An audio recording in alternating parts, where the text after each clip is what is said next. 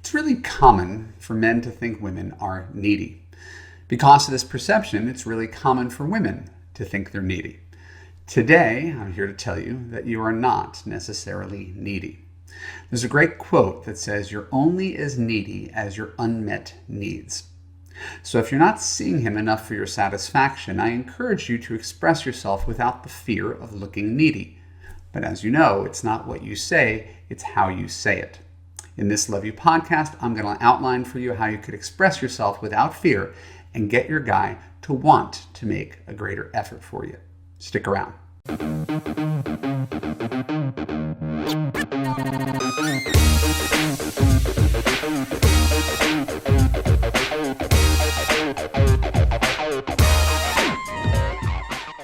I'm Evan Mark Katz, dating coach for smart, strong, successful women, and your personal trainer for love. Welcome to the Love You podcast. Keep listening to discover how to tell him you miss him without sounding needy. When we're done, I'll let you know how you could apply to Love You to create a passionate relationship where you feel safe, heard, and understood. So let's start off with some important advice right here off the top. You don't tell a man who is not your boyfriend that you miss him. Now, let's put that in bold-faced letters, tattoo it on your wrist. It's not that you're not entitled to your feelings, because of course you're entitled to your feelings. You've been hanging out with a guy for a few weeks, you start to get really excited, he's coming on strong, you mess around a little bit. But here's the thing, you don't have the job, it's not secure. And if you don't have the title of girlfriend, you don't have much leverage over your situation. Basically, if a guy hasn't committed to you, you can't really tell him what to do. So if you're seeing a guy, and by the way, this works vice versa. If you've ever had a guy who tells you that you should stop seeing other people because he likes you, you know that doesn't work very well. Right? It's an ineffective. It's not wrong to feel like, oh, I miss you, right? But it's not a very effective thing to tell someone who hasn't committed to you how they should be acting. So if you're seeing a guy and he's not making the effort to step up and claim you or try to claim you as his girlfriend, the proper move at a certain point in time, maybe 6 weeks in, is to dump him, not to tell him you miss him. Now that we've dispensed with that burning question about what to do with a man who is not your boyfriend, let's talk about how you could discuss your feelings with your boyfriend and why the boyfriend label really matters. So when a guy signs up to be your boyfriend, not literally signs up, but takes on the responsibility to take the title, call himself your boyfriend, right, talk about a future, right? There are inherently two presumptions which go unstated. Number one, he wants to make you happy. Number two, he's open to exploring a future. A boyfriend who doesn't want to make you happy, it's counterintuitive. Wouldn't be much of a boyfriend. Why would you take on a guy who doesn't want to make you happy? Why would a man choose a woman if he doesn't desire to make her happy? So the presumption is A, he wants to make you happy, and B, if you're playing your cards halfway right, that he's open to exploring a future. Now, you could get into a relationship with a guy who doesn't want a future, but that's also on you to choose better guys who talk about a future, who lean towards a future. So let's just hold that and look at it through clear eyes and the light. If you have a boyfriend who doesn't want to make you happy and doesn't want to explore a future, you should probably get rid of that guy. See how easy this is? So now we could presume that you're with a good man who wants to make you happy, right? And is exploring a future, but you're not happy with the status quo. So if you're not happy with the status quo, which means he's not making enough of an effort for you, you're feeling a little distant, you miss him, right? Doesn't it stand to reason that the nice guy who wants to make you happy and wants to explore a future would want to know that he's not making you happy? Why? Yes, it does, because that's what good guys do. Good boyfriends are like fancy hotels. They're in the customer satisfaction business, and if you're not satisfied, he needs to know. He wants you to be satisfied. But the same way you don't get anything by yelling at the customer service rep at the front desk, there are better ways of framing the idea that your boyfriend could be spending more time with you. So, off the top of my head, I came up with 5 of them. Here we go. And again, this is not to be taken as gospel or the 10 Commandments. It's how do I tell a guy who is ostensibly committed to my joy that I miss him, I want to see him wrong, without guilting him, lecturing him, making him wrong, attacking him, crying, all those things that are really ineffective communication techniques. Number one, I can't wait to tell you about my day. Text a guy who said, I can't wait to tell you about my day. That begs a response. It implies that there's something exciting happening. There's something that he needs to know, right? And he's gonna reply to you. It's gonna be shocking to think that a guy who likes you is going to ignore, I can't wait to tell you about my day. Number one. Number two, I've got a surprise for you. Now, that works a lot better if you have a surprise for him. I don't think you have to work too hard to be too clever, right? But a surprise for him could be, I want to cook you dinner on Friday night. Right? A surprise to him should be, I'm going out of town with my girlfriends. It's a perfect time for you to go to Vegas with your guy friends. Like, it could be anything. But the mystery of wanting to know what's going to happen next is going to pull him into the conversation. Remember, we want him to want to make the effort. This isn't trickery. This is common sense. These are things that you could say that make a guy want to reply to you.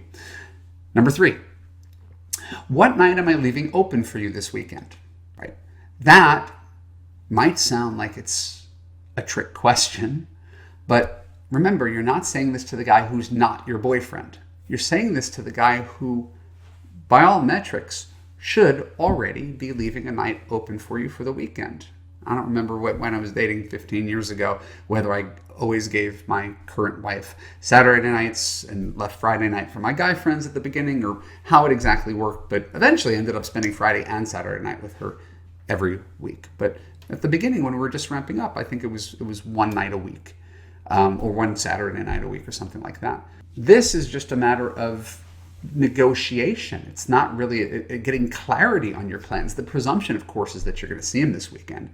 So you're not being needy, not chasing him down. The presumption is that the answer is yes. It's just a matter of figuring out which night it's going to be. What night am I leaving you open for you this weekend?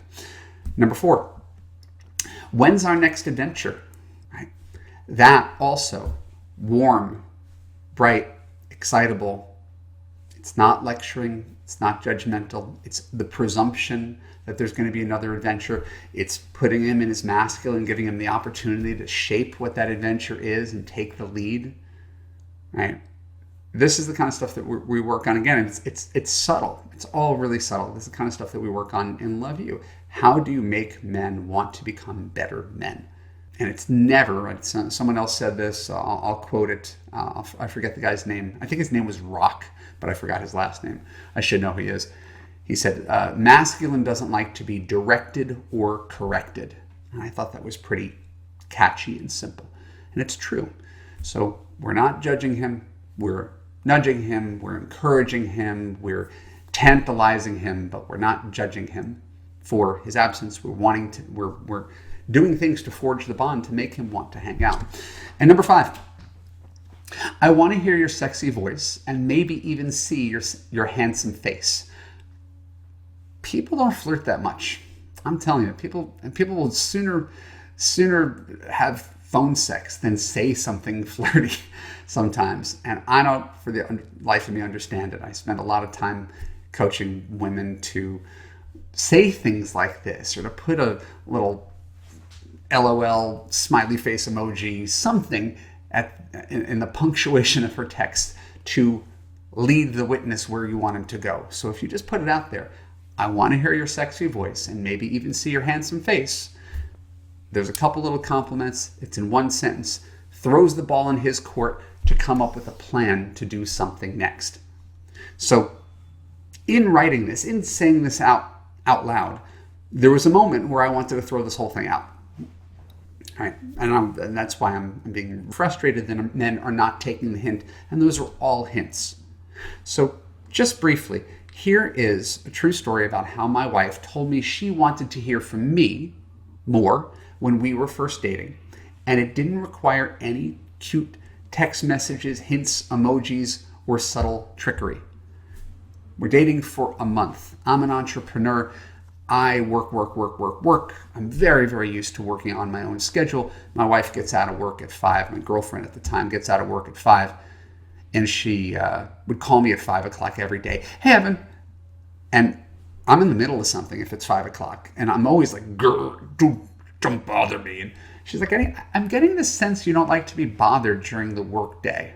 I said, yeah, no, it's not about you. It's just, I don't keep normal hours, and if you interrupt me in the middle of something, I'm going to be kind of distracted. So, well, now that we're in a relationship, I would love to hear your voice every day. And then I start playing like the guy role, and I'm like, I don't know, some days I don't have anything to say, and I don't see why we have to have a conversation every day. And she'd be like, and this is a quote, "You know what would make me really happy? If at the end of your workday, whether it's 5 o'clock, 8 o'clock, or midnight, if you call me at the end of the night, just to say goodnight, 30 seconds. Right? Could you do that? That would make me happy." And I grumbled a bit. Okay, sure. Because it was a perfectly reasonable request. There's nothing unreasonable about it. So I got into the habit of, instead of having her call me, right, putting her in that position, I had the autonomy to call her when I wanted, as long as I called to hear her voice. And this is pre-Skype and FaceTime. Just call to hear her voice. And I might call her at 11 o'clock at night to say goodnight for 30 seconds. And the next thing I know, we'd be talking for an hour. We'd both feel closer to each other. Right? It was simple. It was subtle. It was magic. You know what would make me really happy? I would love to hear your voice every night before I go to sleep. That's all. You don't have to text me 42 times during the day. Right? Just call me. Want to hear from you. Can you do that for me? Good boyfriend says yes. Bad boyfriend puts up a really big fight about it. So, what do you think? Do you like the hinting texts? Do you like the direct conversation? Comment below and let me know what you're going to do the next time your boyfriend isn't giving you the attention that you deserve. My name is Evan Mark Katz. Thanks for tuning into the Love You Podcast. For more episodes like this on YouTube, click on the subscribe button, ring the bell, and choose all to ensure you get notified when new content comes out. If you're listening to this audio podcast, please share an honest review on Apple. Not only does it make it happy, but positive reviews make the Love You Podcast rise in the Apple algorithm and spread more love to women around the world. And if you are tired of listening to podcasts and really want to take this knowledge and apply it to your love life and have that easy relationship that you've dreamed of where you feel safe, heard, and understood, look for the link below on YouTube or go directly to evanmarkkatz.com to watch my free video about how to gain confidence, attract quality men, and fix your broken man picker. When you're done, you could apply to Love You to join hundreds of other smart, strong, successful women from around the world in a coaching community where women like you actually get the unconditional love that you deserve. I'll see you there. Bye-bye.